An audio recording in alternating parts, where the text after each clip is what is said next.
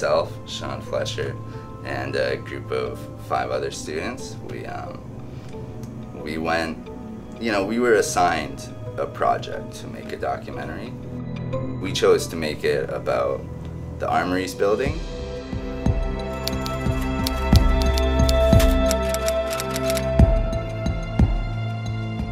Armories is this big building downtown. It's on University of Nolet. And it used to be it is a historical building. We don't really need that anymore, so they made it into a university building. It's right in the core of downtown. So Nolet is like the downtown strip, and City Hall is just like a couple blocks away from that. I have heard a lot of talk about how dangerous the area is and how uncomfortable students felt, especially late at night in and around the Armories. Why were these students upset?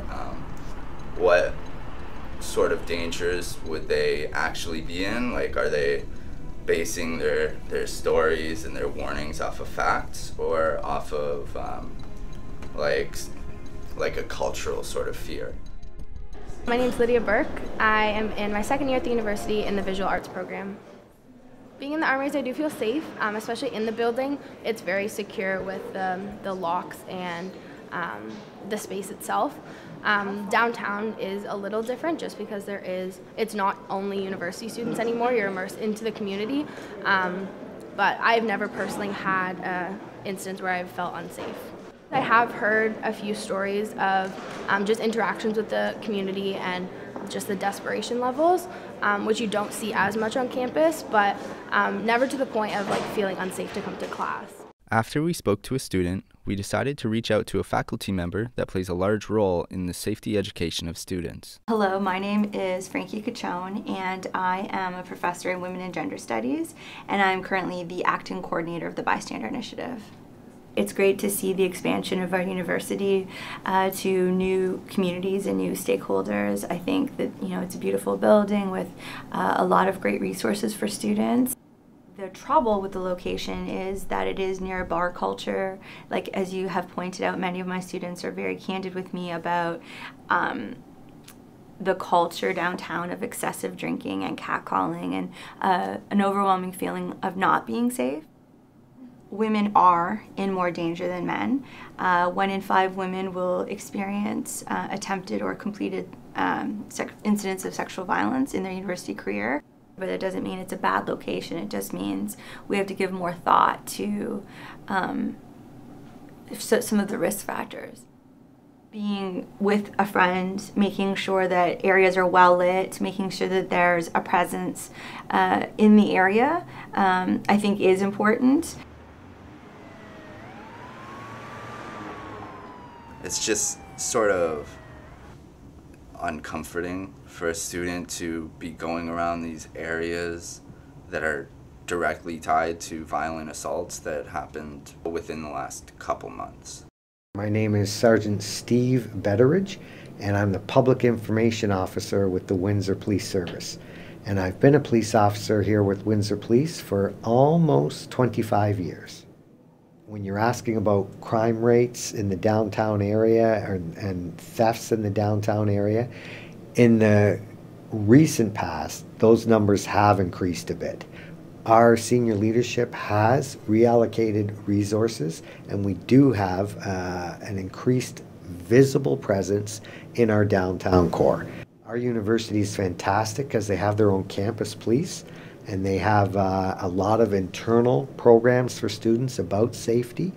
I believe even with technology, there's a safety app. I do have the Safe Lancer app.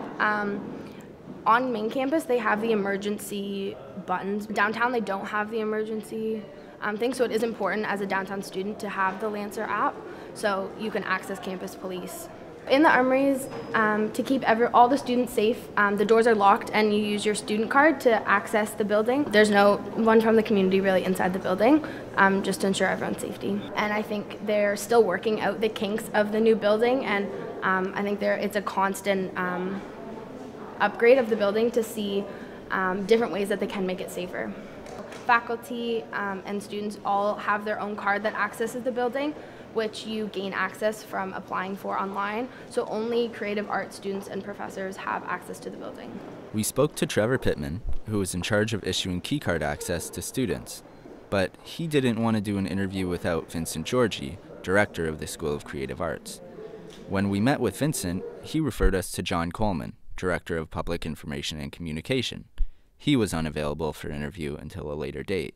So we conducted an experiment to see how long it would take to get into the Armories building without a pass after 4:30 p.m. So when the doors are locked. And the results were pretty shocking. We had a member of our crew with no ties to the Armories wait outside the front door and ask to be let in. He only waited for 2 minutes before a couple of students gladly let him in. Hey, what's up, boys? It's honestly so cold. Can you guys let me in? Yeah. Are you guys going in? Okay.